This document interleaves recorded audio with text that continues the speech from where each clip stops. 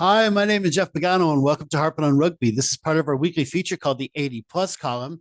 And this video is all about a segment we call the Front Five, which is a selection of 5 eye-catching, egg-chasing quotes and links from around the rugby media landscape.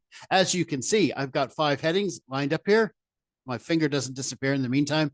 But anyway, listen, we're going to crack on with this week's article, starting with this one from Substack. We did featured Substack last week, and with the Irish Women's Supporters Club account, we promoted our own Substack. We've been doing a lot of work there the last few months.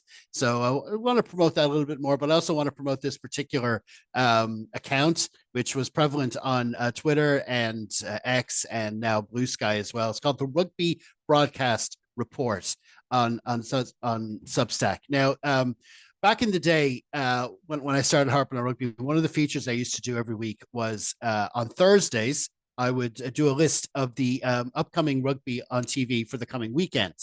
It was a lot of work, and I enjoyed doing it, and it was something that I felt somebody needed to do properly. But because it was so much work, and it was every single week, every Thursday, and I had other things going on, obviously, it took so much time. I got sloppy at times and I'd make mistakes. So eventually I stopped doing it because if it's going to be done, if someone's going to do it, they need to do it right. Thankfully, this account has come along to do it. It's called Rugby Broadcast. I've been trying to get them on to have a chat about the service they provide. Basically, every week they produce a list of the rugby that's on TV for the Ireland and UK viewers for the coming weekend. It's basically a one-stop shop. You see everything that's on, not just on the TV. There's streaming, there's games on YouTube, there's all different kind of sources. So it's a really good source. And now they're on Substack too.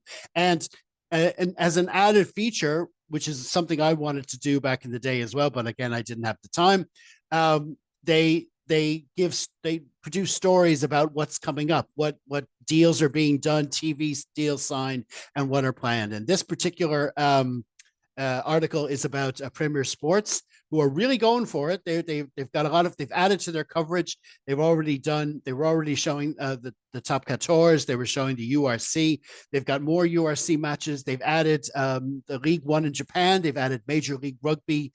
They've added the Champions Cup, of course. They've added a lot to their coverage over the last year. And in the UK, they're actually providing a dedicated rugby channel, Premier Sports Rugby, so people can just subscribe once a month and subscribe every month and get just rugby in one channel, which is kind of, for rugby viewers, it's the dream.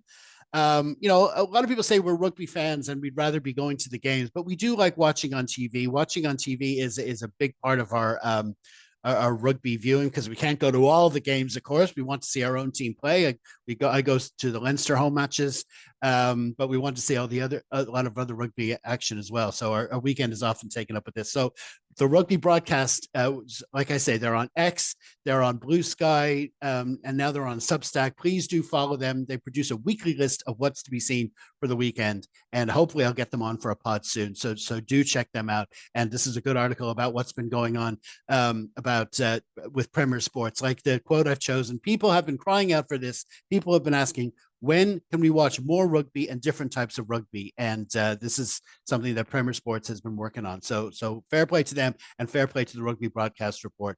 Do follow them. Okay, that's article number 1. Number 2 comes from Rugby Pass. And this was about, usually in this front 5, I don't cover the Leinster and Ireland game because I do plenty of that. That's the main focus of Harping on Rugby. But this one relates to the game last weekend because I actually missed this report. This is from Rugby Pass. It's Ian Cameron. The headline reads, Ulster boss Richie Murphy levels accusation at Leinster after heavy loss.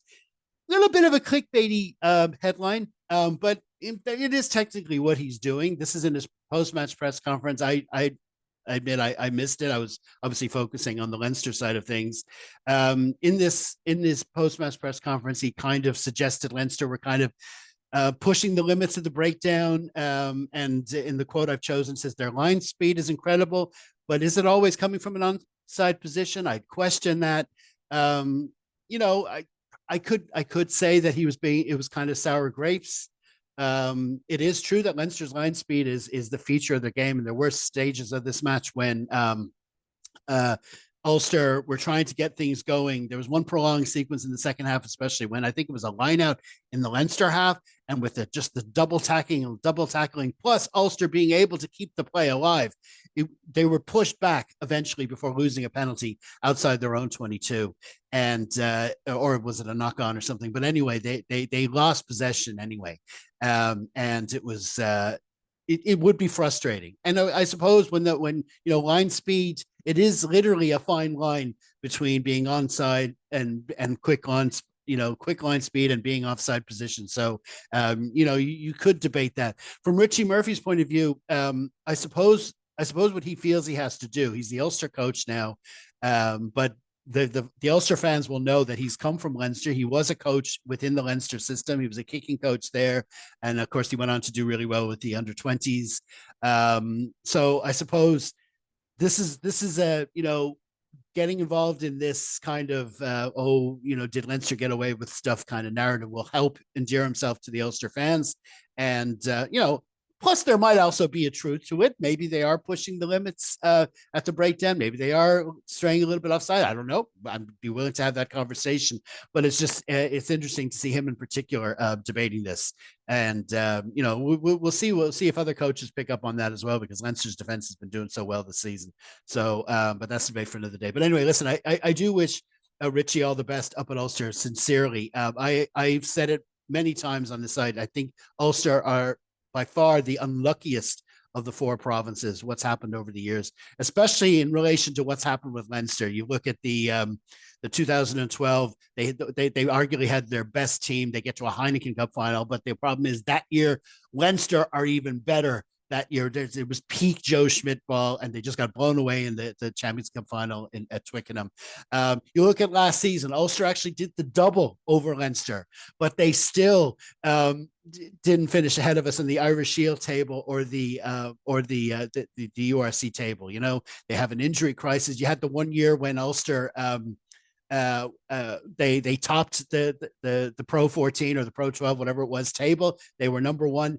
They should have hosted the final. They got to the final against Leinster. But what happens? That's the one year they're redoing Ravenhill, and they have to move it down to Dublin. All those things over the years, they've had a horrible luck. And I do wish them the best going forward. Got a lot of friends up in Ulster. I've been up there many times.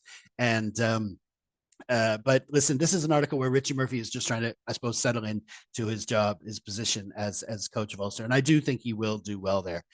Okay. Third article comes from Wales Online. And the headline is basically simple. Wales' potential new coaching team as two Welsh icons could reunite. Now, I was actually seeing articles elsewhere that Steve Tandy, the Scotland defense coach, had actually been given the job as Wales head coach. But this is from, I'm recording Wednesday morning. This is from Tuesday evening on Wales Online. Is probably the best source.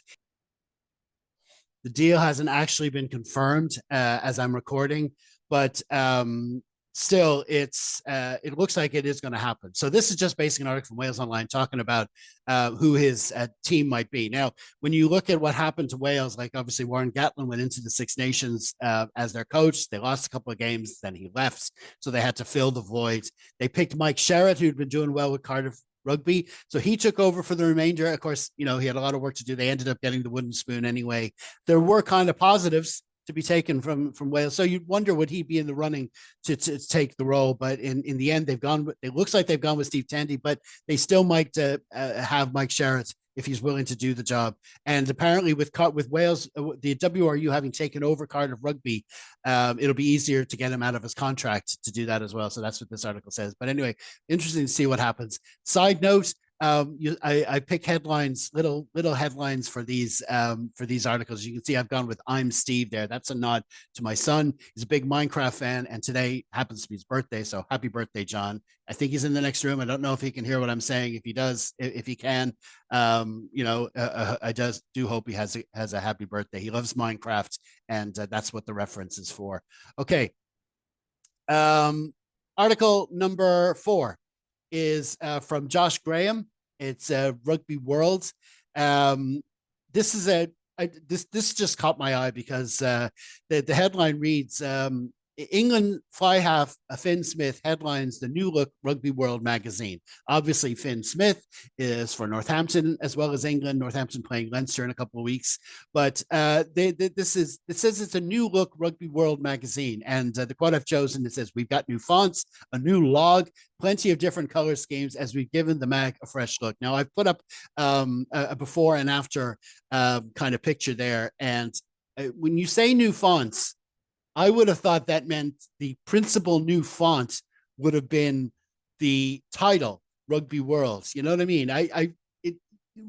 It's the name. The Rugby World is kind of, it's become an iconic kind of, their covers are become iconic over the years, and it's the font of the words Rugby World that I thought would have been the change. When you say you've done a new font, that's what you're looking for, and it looks exactly the same to me. It's more purple, that's for sure, but apart from that, it does look more or less the same.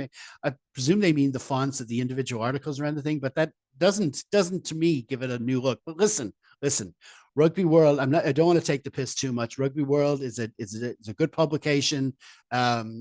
You know, they have articles from Stephen Jones, so you know, maybe you could question their choice of contributors, but what I always thought they used to do is they used to produce for different markets. They would have you know, the so-called home nations and plus Ireland, and in this article they have an article on the interview with Andrew Porter, so that's in the latest article. So I don't want to ridicule them too much. I'd encourage you to read them, but I just thought it was interesting that they, you know, that they say that they've done a whole new look, and they, you know, and it's not hitting me anyway. I changed. Now, of course, I can talk. I kept Harping on Rugby the same for over a decade, and then just a couple of years ago, when we switched to podcasts and videos from articles, I did change the look. I changed the logo, and I changed all that kind of stuff. But that'll probably stay for another 10 years because I don't like changing that stuff too much. But listen, best of luck to them with their new look anyway, and that's Rugby World magazine. Okay. Fifth and final article this week. We're moving quickly this time. This is, I try to promote independent sites when I can, and this is from David Barnes at the Offside Line. Basically, the headline, it's just basically given information. Zebra versus Edinburgh clash to be moved 24 hours from Saturday to Friday night. Now, of course, the Pope sadly passed away Easter Sunday, which I thought was, you know, I don't know, coincidence? I don't know.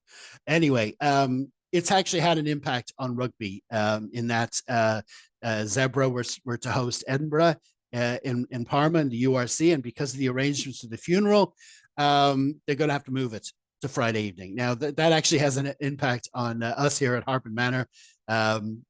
We have a little Super Brew. We have a couple of Super Brew competitions going. We have a Super Brew League, which is based on the URC, which runs throughout the season. But we also have a cup competition. We've had a knockout cup competition.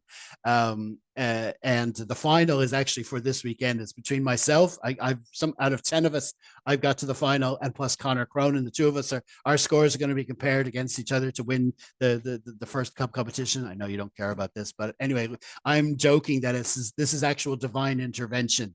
And in our WhatsApp group, I had to be sure I put this out there to make sure Connor knew, so I didn't have any kind of advantage that this game has been switched. But anyway, listen, that's the news. The papal funeral has had an effect on the rugby calendar. There's a Six Nations game as well, also in Parma, between Italy and Wales, that has to be rearranged. So that's that. Okay, listen, that's all our articles for this week. Okay, that completes this week's Front Five. Remember, we do a lot of other regular features on our full 80 plus column. You'll get all those Front Five links, of course. Plus, we have an injury update on the Leinster team. I pick a possible 23 for the weekend. We got a Troll Patrol feature. We've got a one-stop shop of updates on all the other rugby tournaments like the AIL, the Top 14, Premiership, all that. You can get it all by heading over to our website at harpinonrugby.blog. Next up here at Harpin Manor, check out our own Substack. Please do subscribe to that. We're trying to get loads of subscribers onto that. It's totally free. We have a Throwback Thursday feature where I reprint an article from years gone by based on Leinster's upcoming opponents this weekend, who are the Scarlets. So you'll see that. We've also got our usual preview and wrap pod for that game against the Scarlets. So please be sure to subscribe to our channel as well as all our other social media platforms. You can find those at linktree/harpinonrugby. Until next time, stay safe, everyone. Slán.